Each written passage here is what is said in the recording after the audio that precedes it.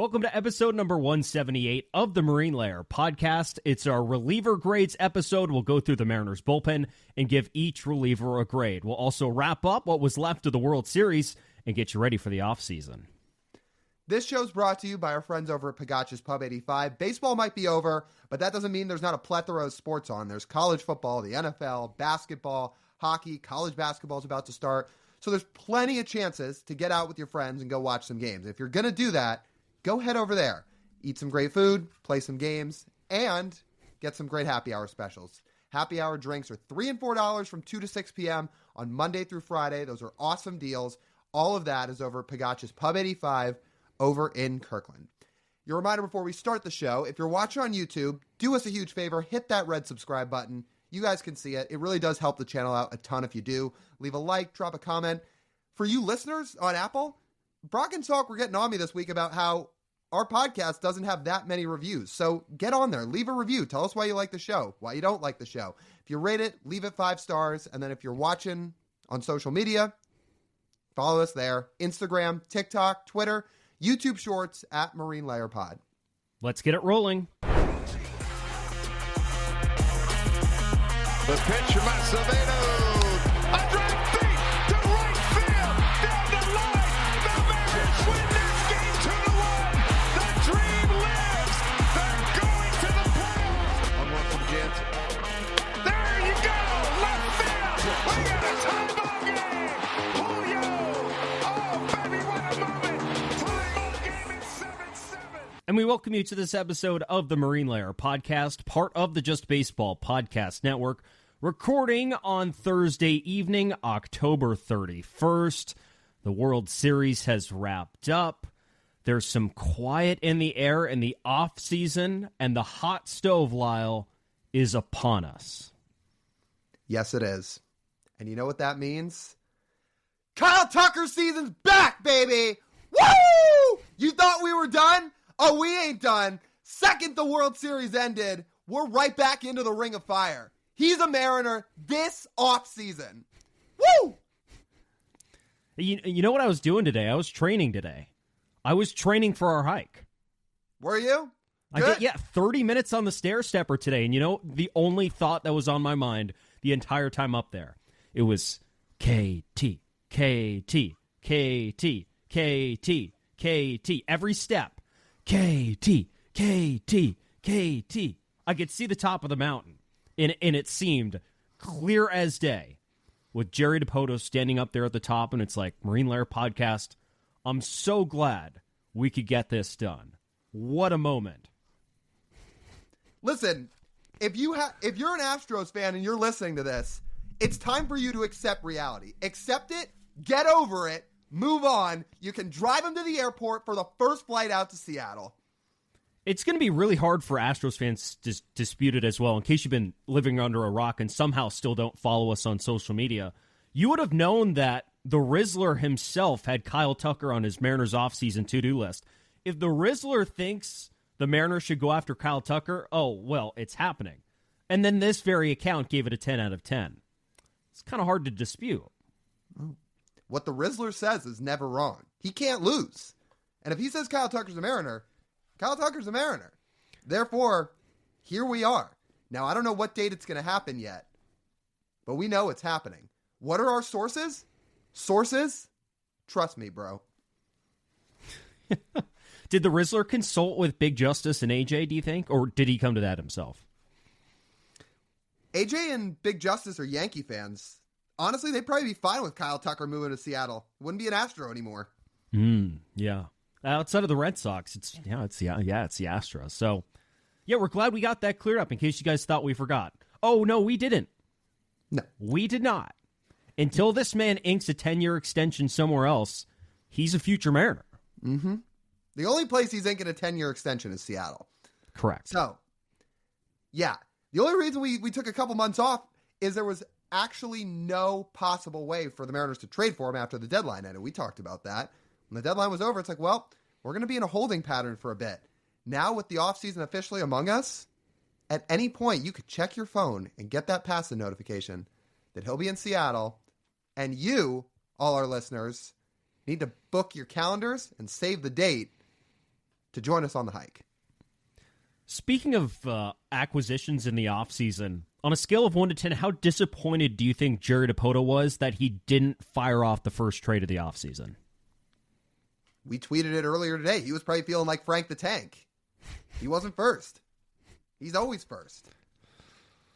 It's disappointing. Has he lost his fastball?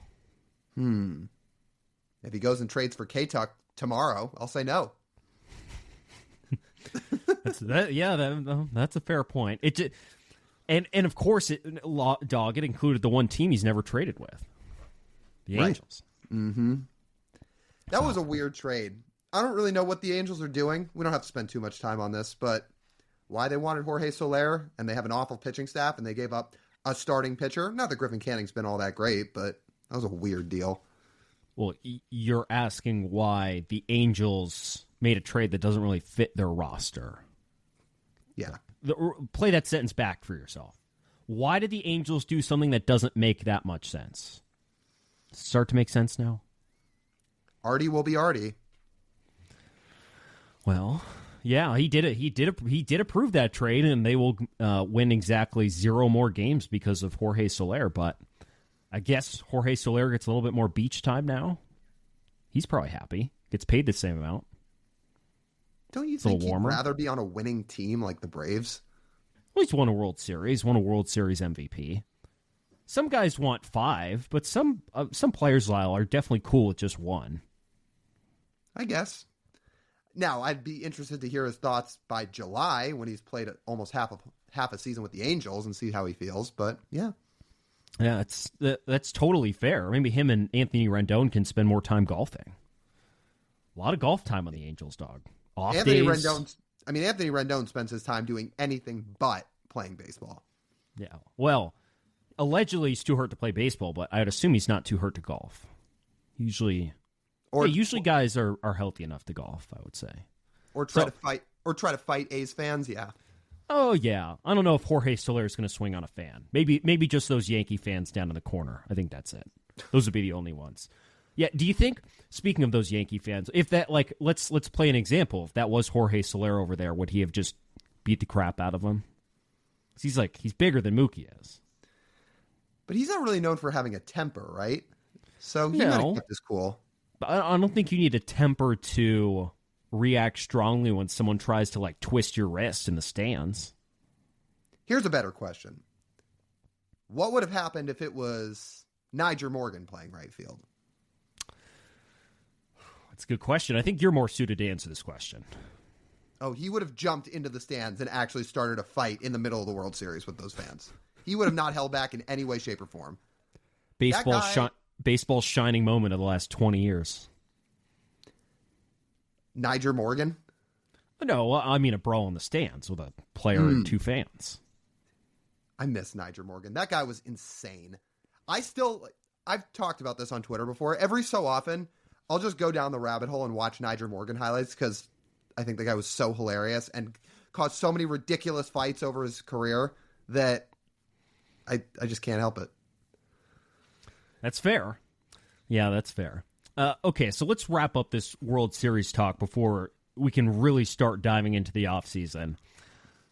Game 5 was, as a Brock and Salk appointed Yankee fan, Lyle Goldstein, and then I think by association myself as well, disappointed Lyle in our Bronx Bombers that they played probably the least fundamental inning of all time in probably World Series history in the 5th inning that disgraces us who wanted 7 games.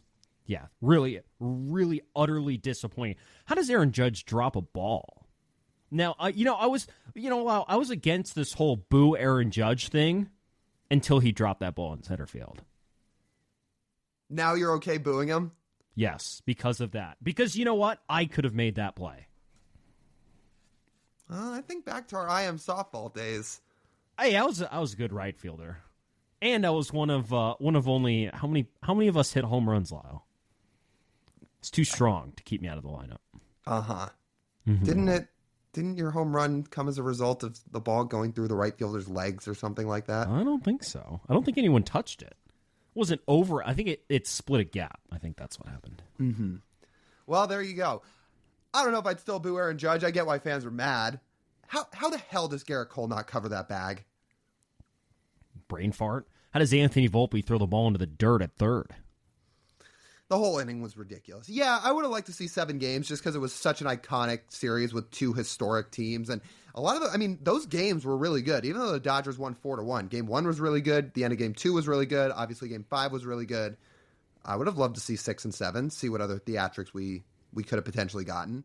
So yeah, in that way, I wish it had kept going. But listen, in terms of narratives the two of us have to push, and here on this podcast, narratives to push, it didn't really matter who won, because the narrative we wanted, we got with that World Series. Scare money, don't make no money. That was your World Series. A couple of $300 million payrolls.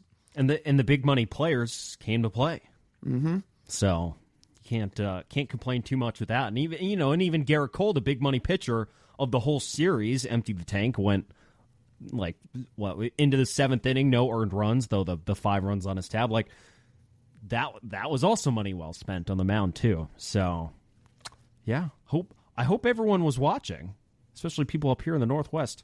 Let's hope the ratings were good in the Pacific Northwest, so some certain people were watching that World Series and seeing the outcome of it. Because I think it's very beneficial to see things that way. But congrats to the Dodgers. They're as it was put, they're out of the Mickey Mouse clubhouse, which is fantastic to see. Spend money, and you're out of the Mickey Mouse clubhouse. So 2 things. To your Mickey Mouse point, you could tell it bothered some of those Dodger guys. Listening to some of those interviews after the World Series, Walker Buehler talked about it. A couple other guys talked about it, now we don't have the 2020 cloud over our heads anymore and all that stuff. You could tell, even though obviously it goes down in the record books as a World Series to the Los Angeles Dodgers in 2020, you could tell some players are bothered by that. And clearly the narratives around it got to them, because they were right there talking about it after that World Series. Like, I'm sorry, guys, but were any of us wrong in crowning that narrative? I don't think so. They played all neutral site games in a 60-game season. Wow, that's like us claiming the 2018 Mariners as World Series champions. Am I right? Imagine if the 2018 season had ended in early June. We would have been thriving. Would have been great. we would be significantly less negative here today. Yeah, we'd be talking about a World Series under the Mariners' belts. And being in one. I forgot. Well, okay, so to your point about you hope the ratings were good in the Northwest, you just prompted this thought for me, because I have a story to tell. So my mom is not the biggest baseball fan in the world. Certainly not like the other 3 people in our household, my brother, my dad, and I. But she's watched so many games over the years that she knows enough about it. She knows all the big name players. We watch so much baseball that she's around it, obviously. And she knows all about how good the Dodgers are and had the potential to be this year.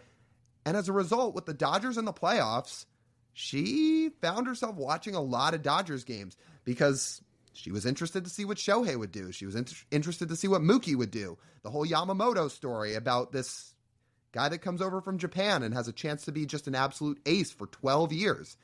She was interested in all these storylines, and she actually found herself watching all these games and invested. You know what she says to me as we're about halfway through the playoffs? Because she's really enjoying this stuff. She says, I think I'm becoming a Dodgers fan. She says, I think I'm becoming a Dodgers fan.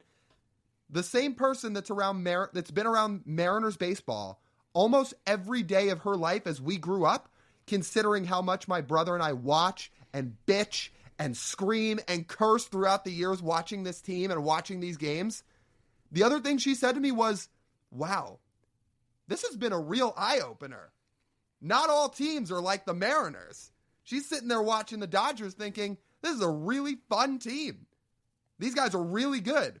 And that, folks, is what happens when you get a casual fan interested in an elite baseball team. You put good players on the field, and you don't have to resort to things like promotional nights and fireworks and whatever else to get the casuals out to the park. You can do some of that, but you'll have a bigger crowd on average no matter what if you have superstars on the field. Again, Dodgers aren't on my mom's radar most of the time. Even the years they were good in the past, they weren't on a radar. But you have Shohei, you have Mookie, you have Freddie, you have Yamamoto, you have all these guys. And it gets casual fans interested. Why do you think the ratings were up so high in this World Series? As much as Corbin Carroll is loved around Seattle, if it was Corbin Carroll and the Diamondbacks versus, what's a good example? The Brewers.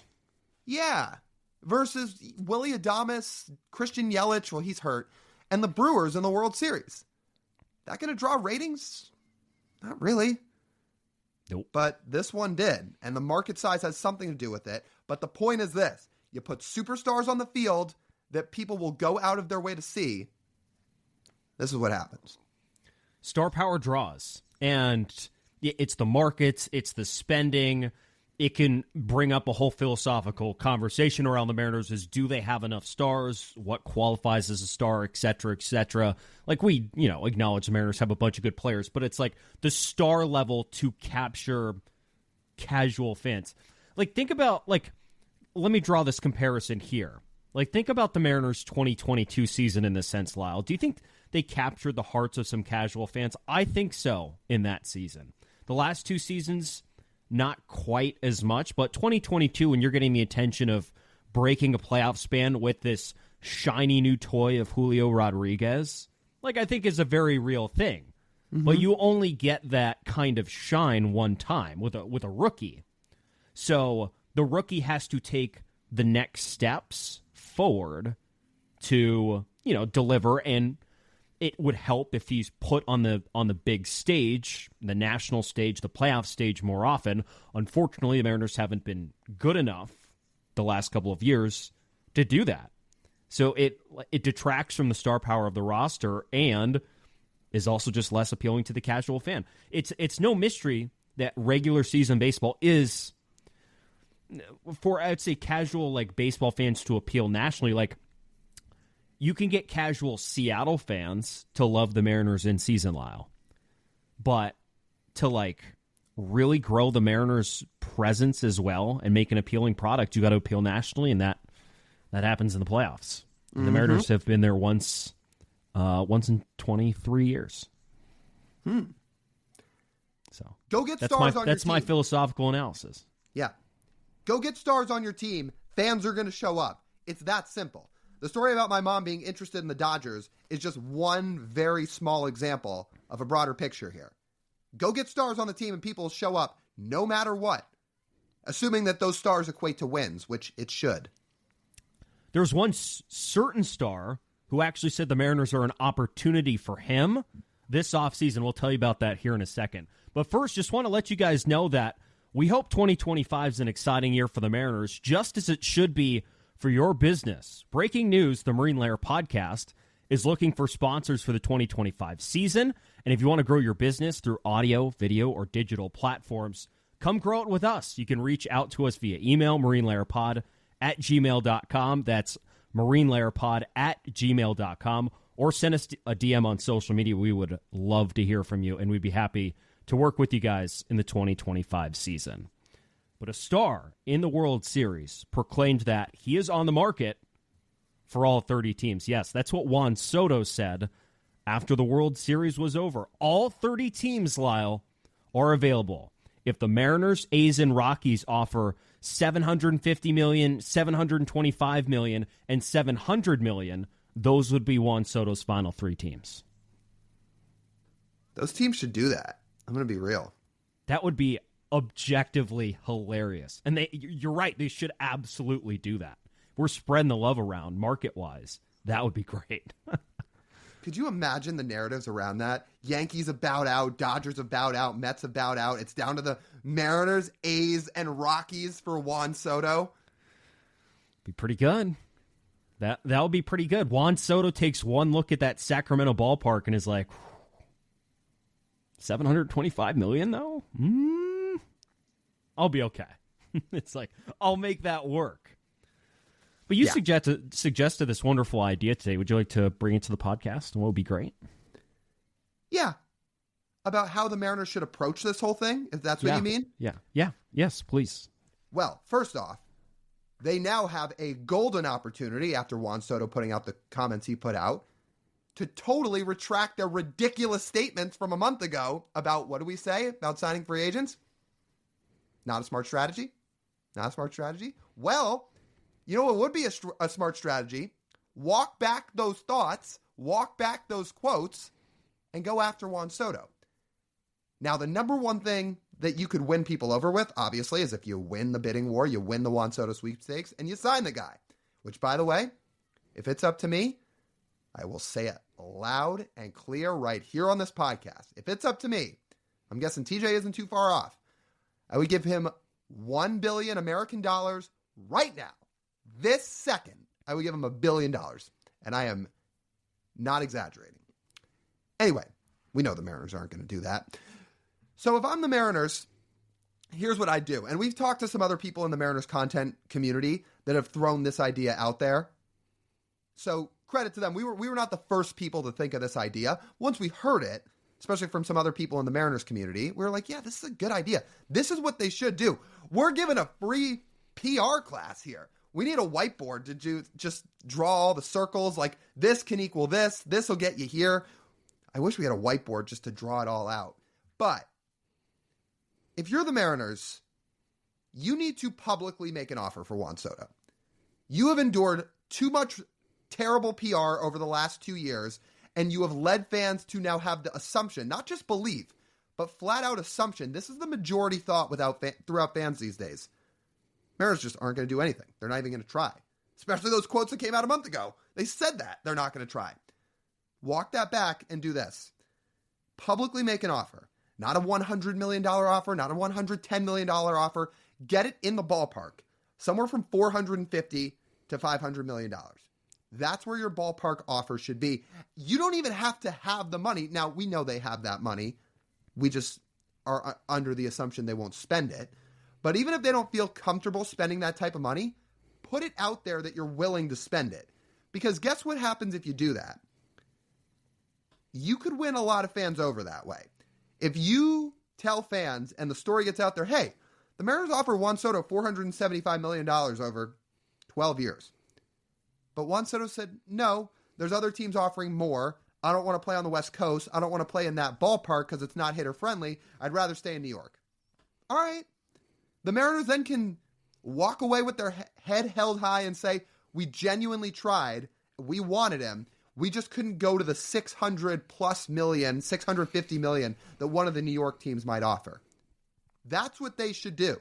Because a lot of people would probably turn their heads and say, okay, I appreciate you guys giving this thing an effort. But you have to give the effort. You can't come out on the first day of the offseason and say, signing Juan Soto is not a smart strategy. Publicly make the offer because he's giving you the opportunity. The check could bounce. Doesn't even matter because he's not going to touch it. Scott Boras and him aren't even going to open the envelope. Mm-hmm. But you take that envelope with your fake check, with fake money, you walk into Jeff Passan's office, and you say, Jeff, can you please tweet this? Thank you. You can list out some offer details. You can list these cool, ridiculous incentives, Lyle, that we've suggested that they should offer Juan Soto. Like proceeds at the ballpark. Make him some merch. I don't know, buy him a boat. Do something. Get creative with the contract. Well, he gets box yard proceeds, remember? Right, exactly. He gets a cut of it. 5% of all beer. We'll raise the price of beer for Juan Soto. And Juan says, I appreciate that, but I'll pass. And then people around here realize, wow, look at the lengths the Mariners were willing to go for Juan Soto. Maybe they do care. Maybe they do. Even if it was all an empty promise. Seems like a slam dunk. But no, it's not happening, unfortunately. Do you want to pool some money together, Lyle? We can make our own pitch to Juan Soto. How much do you have? I have $3, Patrick Star. Funny enough, that might not be far off from what the Mariners offer, $3. Do you know what's going to be a really bad look? Is if like a bad organization offers, like makes a public $400 million offer. Mm-hmm. Then it's going to look really bad. Like let's say somehow the Marlins do that. Like let's say that. what if the Marlins offer Juan Soto like 14 for 400? Obviously, he's going to turn that down. He's not going to play in Miami. But if the Marlins could make an offer like that, it's like, come on, guys. Just make something up. Please make something up for the sake of PR, and then go spend probably the 20% of that money you actually have and go sign Christian Walker. Thank you. Yeah, I'm down for that. If you're not going to be serious about winning, like if you're going to be an unserious org about signing elite players and really investing in a winning roster, the least you could do is be good from a PR standpoint. At least know the right things to say. That thing that came out a month ago in the Seattle Times, what we've been parading on this podcast since, #NotASmartStrategy, like, you can't do that. You cannot do that. It's such a ridiculous thing to say. Because again, Juan Soto is literally out there saying, I'm interested in talking with all 30 teams. I'm open to all 30 teams. You are one of the 30 teams in Major League Baseball. And oh, by the way, your World Series odds for 2025, the early ones that came out, are in the top 10 of the league. So there's a lot of teams that you actually have better odds than to sign Juan Soto. DraftKings has you tied for 8th. That came out today too. We know it's probably not going to happen, but he said he's interested in 30 teams. Guess what? You're probably not even one of the bottom 10 teams in the league he'd be disinterested in. Maybe not even in the bottom half. You have a leg up on people, especially with that rotation. Are you sure? Well, Scott Boras... Let's remember who his agent is. The same agent who kept Marcus Semien away from Seattle because he had a bone to pick with the organization. Yeah, so that part maybe. But if you're Scott Boras, well, they don't care. Scott Boras just wants his client to get paid. And Scott Boras also knows they're not going to offer up the money. Right. So, I mean, that might be bottom five. Okay, fine. Let me rephrase. You have toward the top half of the league in terms of a sales pitch to Juan Soto. Whether that's in the top half of Scott Boras' preferences, you are in the top half of the league, maybe in the top 10 to 12, of a legitimate sales pitch to give to this guy, saying we are in a contention window, we can win, the team becomes completed with somebody like you. But they have already made this absurd statement a month ago that they're now going to either have to walk back or just dig their grave in. Sad. Yeah, it is sad. Sad. I think that's the only words I have to describe that. Mm-hmm. But it is nice that the hot stove is underway. Hopefully, again, Jerry can just get this thing rolling, whether or not he has money to spend or not, or he chooses to spend it or not. It's transaction season. And whether or not he's not first, but he better not fall to like 10th. If there are 10 trades or transactions that go through, it's not Jerry Dipoto. I'm going to be pretty disappointed. So buckle up, Jerry. Okay. But a transaction, before we transition, last thing, a transaction could mean they sign a reliever off waivers. Okay. It works out great for the Mariners. It does. Most of what we're about to talk about are waiver claims. Yeah. Or it could be some very small trade. Are you okay with that? Again, we're talking about the bullpen. It's worked out great. All right. Aside for, a handful of innings this year that cost the Mariners some wins and probably a playoff spot down the stretch, but sure, it's better than nothing. It's better than doing absolutely nothing. It's better than being the Rockies. Yeah, I don't know what that franchise... Rockies don't do anything. No. They're not interesting or active. So. No, they're not. Yeah. Okay. Let's go to our reliever grades. And let's start off with the guy who was almost a throw-in in a trade a mere 4 years ago. And that's Andres Munoz, leading this Mariners bullpen. What grade do you give Andres Munoz for this 2024 season? First letter of his name. Andres gets an A. You were an all-star. Your ERA was just over 2. You had good underlying stats. Your Savant page was off the charts aside from the walks. This guy is one of the game's stud relievers. It's a statement we all know. It's not some hot take, but it's facts. He is one of the best relievers in the game of baseball. Are there areas for him to improve? Sure. There's areas for plenty of relievers to improve. Does he get an A, at least in my book, for the season he had? Yeah. I don't know if it needs to be said again, but I'll just say it. Most valuable reliever in the bullpen, one of the 5 most valuable in baseball. Just based on, especially this year, the injuries and the personnel around him and what he was asked to do is remarkable. And he's a different pitcher really every year. This year he was able to regain a little bit more of his slider effectiveness after mostly losing it last year and it being one of the best pitchers in baseball in his first full Mariners season in 2022, which, man, I still miss that 2022 season. That was truly amazing. But he was fantastic. His stuff, thinking about it, let me frame it this way for Andres Munoz. You know, his stuff has never moved more in his career than it did this year. Relative to the league average, his stuff moved more than it ever has. That's, for a guy as nasty as him, that's pretty crazy. It also kind of makes sense, Lyle, how he walks 11.2% of his batters now. Mm-hmm. And that is the one thing that if he could improve upon that a little bit, get back to where he was in 2022, he would go from being one of the game's best relievers to potentially the best one, sitting right next to Emmanuel Clase or a healthy Felix Bautista or Mason Miller. He'd be right there. He's probably just a step below some of those guys right now. He stops walking guys, he's right there. There could be an argument for him to be right at number 1 if he stopped walking guys.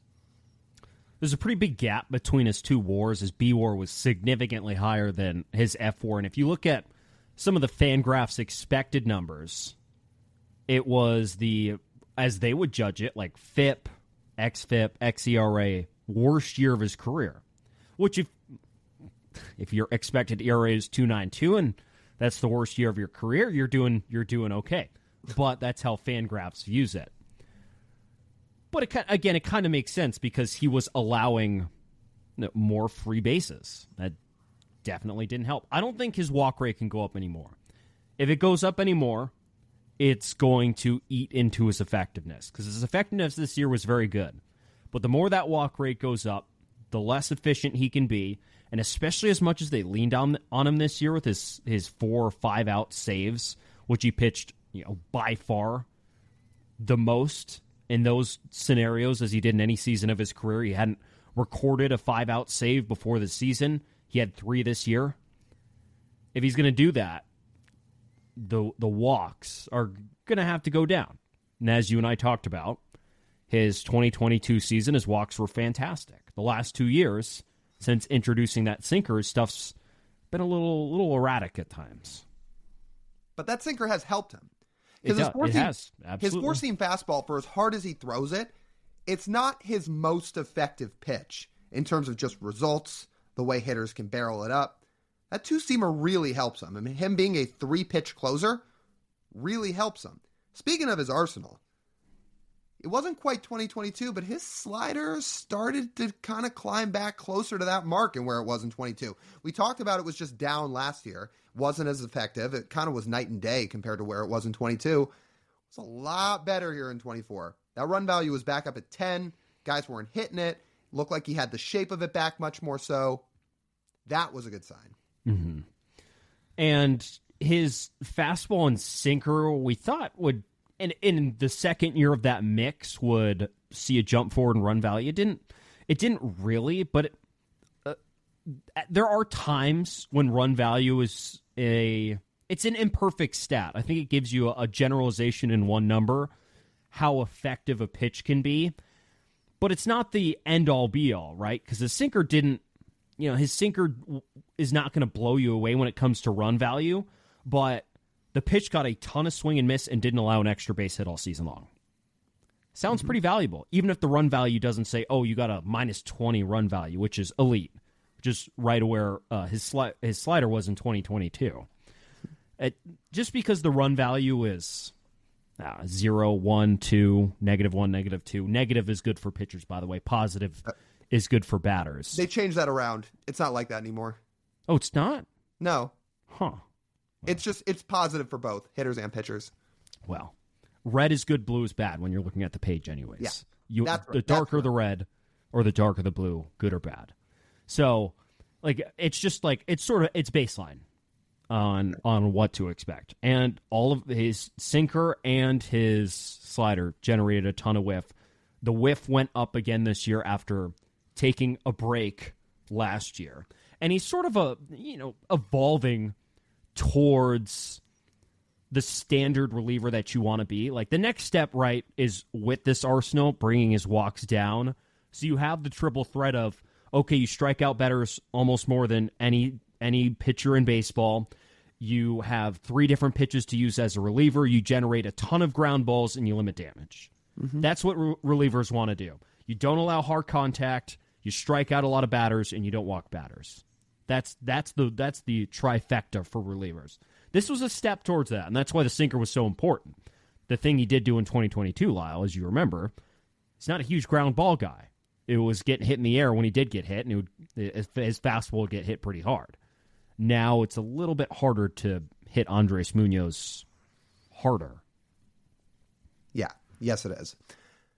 Also, he's just the greatest dude ever. So rooting for him is the easiest thing in the world to do. So to see him thrive, to see him do well, it's awesome. Yeah. The official note on him going long, 11 times this year, by far the most he's ever done it in his career. It's an insane workload. You'd think of how many more games the Mariners would have lost if Andres Munoz wasn't able to cover those 11 outings. Because I'll tell you what, they needed him for all of those outings to win games. And that is part of the reason he had a 1.4 ERA in the first half, but a 3.4 in the second half. Obviously, you'd love to see the guy have a 1.4 all year. Most guys don't do that. And especially when he just didn't have the same supporting cast at the back end of the bullpen that he's had in years past, it's harder. Yeah, he's asked to do more. And as a result, he doesn't have as much help back there. And I was going to say, as we start to transition into talking about some of these other relievers, we're going to talk about 5 other guys. We'll probably just spend a minute or two on each of them. Munoz is the big topic of the relievers to talk about, obviously, because he's the best one. But most of the guys that were expected to be the marquee guys in this bullpen we're not going to talk about because they barely pitched. Brash didn't pitch at all, obviously. He had the Tommy John. Santos only threw a handful of innings all year. Gabe Speier, who's obviously our guy, spent a ton of time injured this year. Jimmy Garcia spent a ton of time injured. So a lot of guys that were supposed to be kind of those back-end options with Munoz, they just weren't healthy. So we're not going to talk about those guys as much. I have one more Munoz stat to throw out, and I will throw this out with a prefix that this is going to be a very common theme for almost every reliever we talk about. And it's the same thing, Lyle, with most of the pitchers on this roster, that the home-away splits are just drastic. They're going to need to do a 30 for 30 on the 2024 season at T-Mobile Park. Listen to some of these stats from Andres Munoz. This man had a 0.28 ERA at home, 0.28 ERA at home, 4.23 on the road. 13 of his 14 earned runs allowed this season were on the road. 5 of his 6 home runs. He had a 30 to 17 strikeout to walk ratio. Like, Andres Munoz on the road was not great. He was walking a lot more batters. He's getting hit a lot harder. He has never had a bigger gap between his home ERA and his road ERA. I'm just at a loss for words for how these guys pitch at T-Mobile Park, and then I assume they try and replicate it on the road, and it just doesn't really work as well. Yeah, that's true.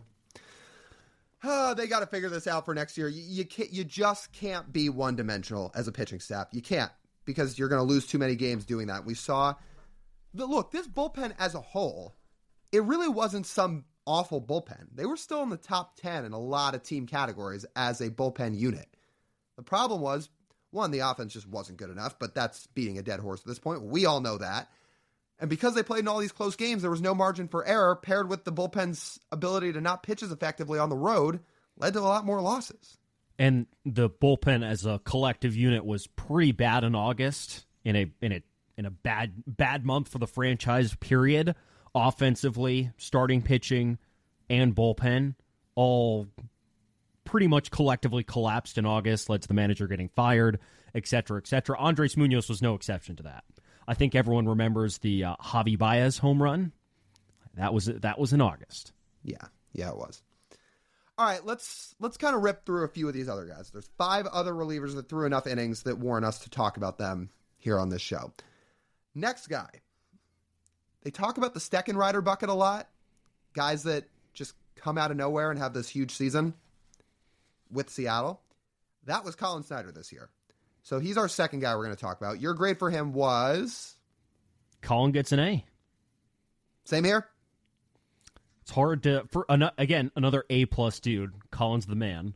But also, just given where this guy was in his career, common story with a lot of these Mariners relievers, but Collin Snider was bad before he got to Seattle. He hadn't pitched well in the big leagues.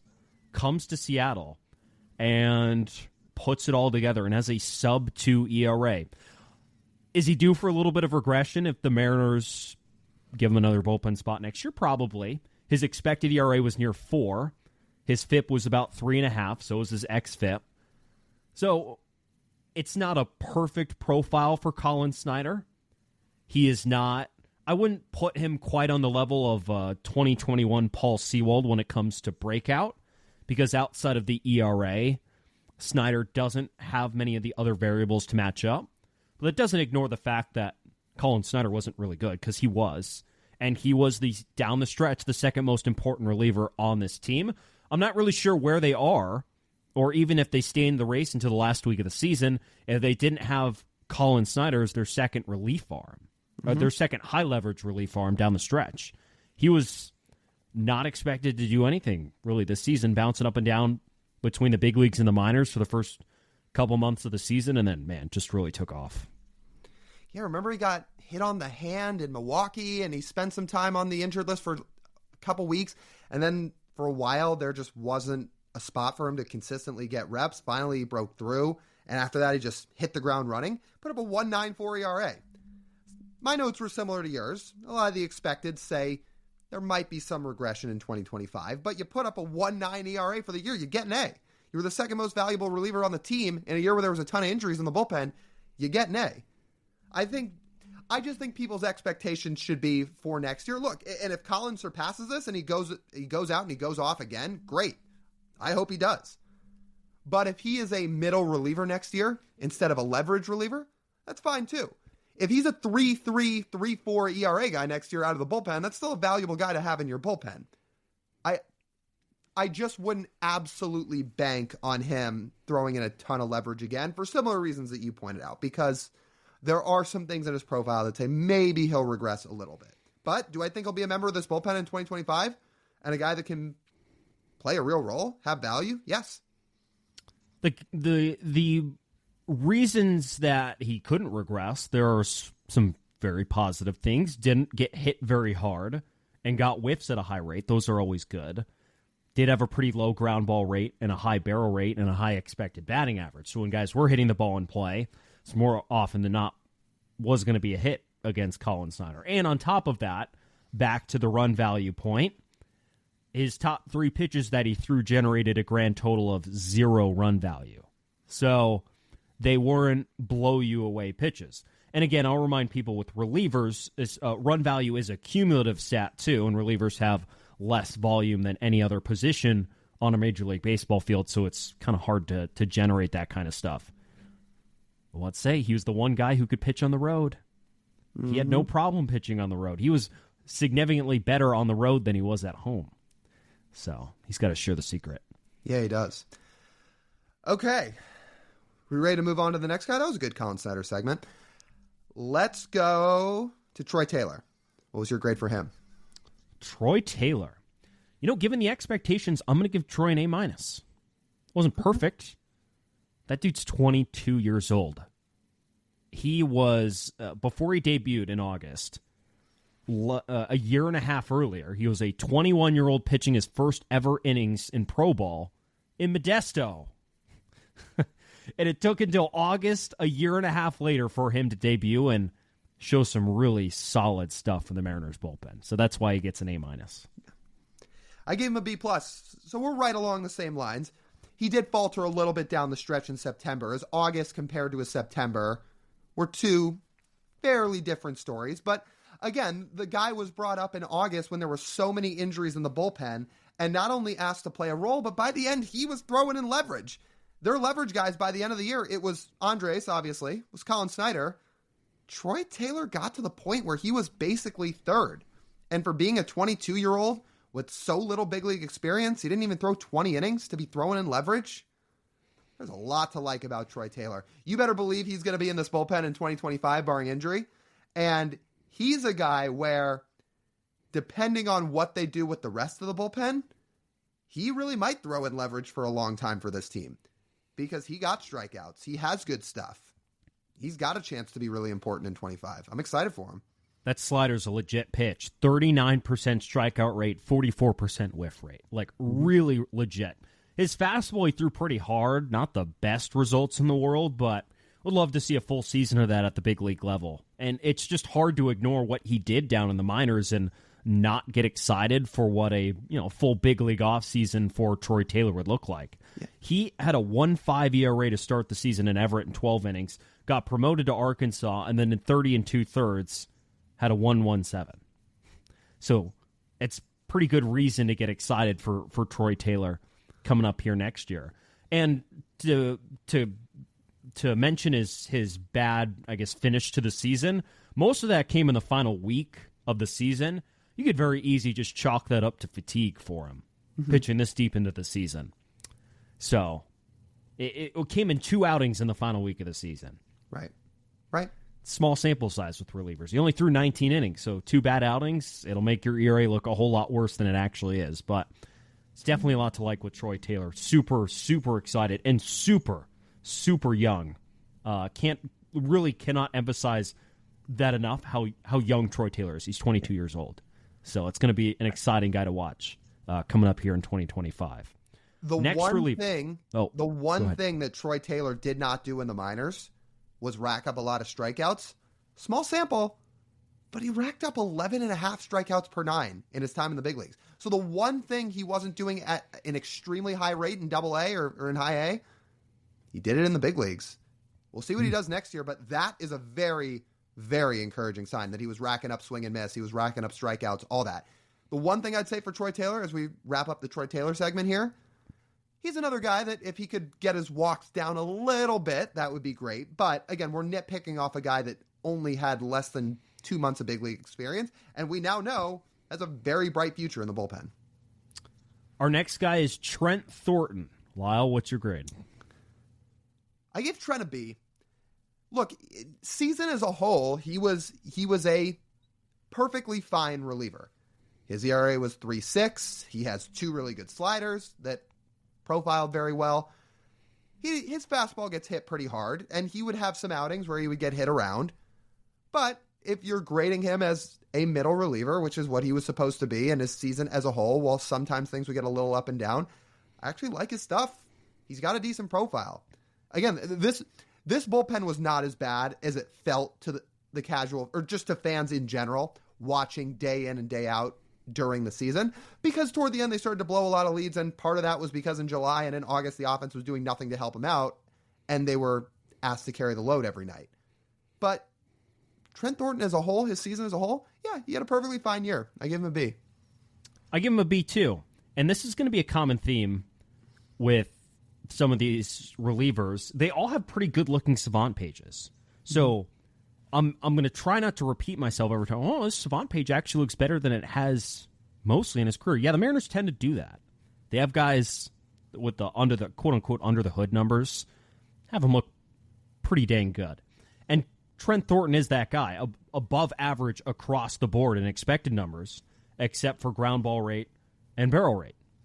Everything else was above average. The run values weren't fantastic. He was about middle of the pack there, and that's about where his grade was, at a B. He had a bit of variance when it came to his season. He had that very noted stretch in the middle of the season where he gave up hits in 15 consecutive outings. It's not a typo. 15 consecutive outings he gave up a hit in. But what doesn't get talked about a lot, Lyle, is that right after that, which was, I believe, August 4th to the end of the season, he had a 0.54 ERA.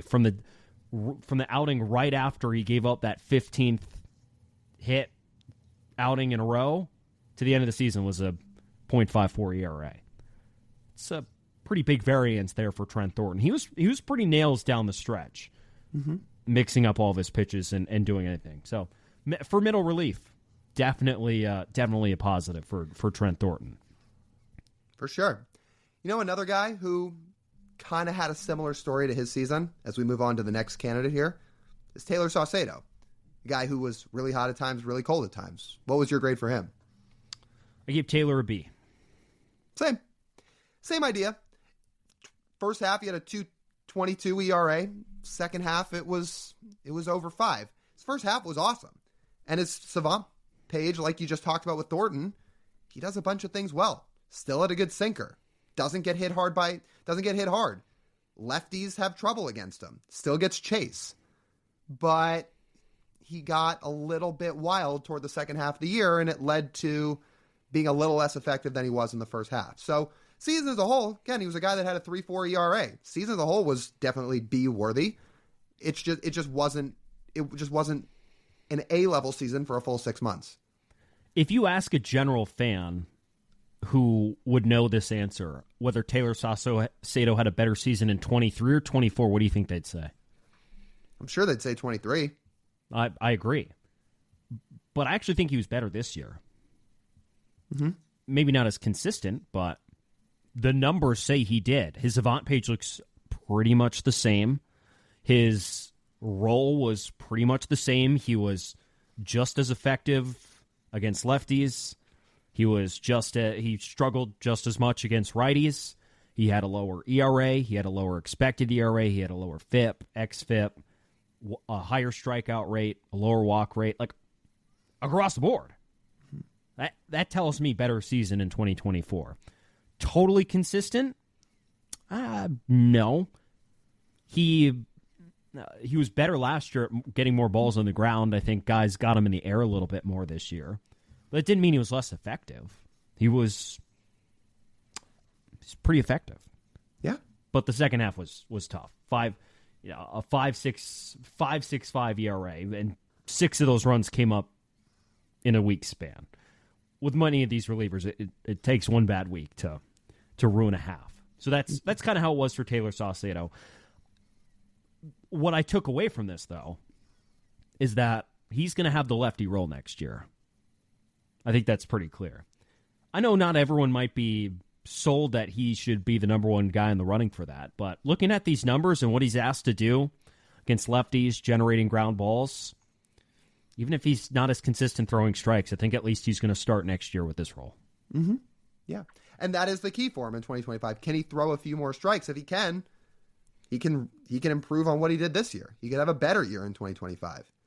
But yeah, it's safe to say that's going to be the case. Again, we'll see what happens with Gabe in the spring too and how he looks. Hopefully he's recovered fully from, the shoulder injury by then. I mean, not that he wasn't healthy and pitching at times during the second half of 2024, but when you have a full off season, get back to your roots, all that stuff. Like Gabe looked so good in April, and then he had the injury, and his season just wasn't the same. But yes, because Sauce was on the field, because he was healthy, because for most of the year he was, or at least for the first half of the year, he was effective. Aside from that 1 week, for the most part, he was effective. Yeah, it's safe to say he'll have that role. Let's get to the last guy, Austin Voth. What's your grade? Similar theme here. He gets a B. A lot of his stuff actually plays very well. His fastball and his curveball were really good. Doesn't get hit hard at all. In fact, we're talking 99th percentile of the league in hard hit rate. Doesn't give up a lot of hard contact. Underlying numbers were pretty good. His xERA was 3.2. So similar to Trent Thornton. There were parts of his game that are really good. He just had some very inopportune outings at times. You think about that series in Anaheim where he gave up some very, very key home runs. He wasn't perfect, but he had a perfectly fine season. The home road splits were pretty drastic with him. Mm-hmm. The fact that he doesn't get hard primarily throwing a four-seam fastball and a slider is remarkable. And the fact, his fastball is only about 93.5 on average. So the fact he managed that was pretty cool. The Savant page overall was good. and he was a solid middle reliever. What kind of stands out to me, though, you have 68 games, you throw 61 innings, and you accumulate 0 WAR. He had 0 this year. Mm-hmm. Does take into account some factors when it comes to contributing to winning baseball games. So it led to Austin Voth having a solid season. Not a slam dunk to be on the roster again next year, I don't think. But fine. It was fine. Like him, Thornton, Saucedo, it's all pretty similar when it comes to results. That was I would say the theme of this Mariners bullpen. It was a lot of fine to good. But like when they made the playoffs in 2022, at times they were great. Not enough great. And that explains it with this grades that Andres Munoz is the only one who excelled all season long. Mm-hmm. And in 2023, same story. Munoz was really good. Brash was really good. We know Justin Topa was great. Gabe Spire had an awesome year. It was a really good bullpen in 23. 2024, it was good. It was above average, that's for sure. Again, they ranked in the top 10 in a lot of categories. Just wasn't the same as 22 and 23. So we'll see what this bullpen looks like next year. At some point, you're going to get Brash back. You would assume around June or July. You hope Santos is healthy. You'll have Munoz.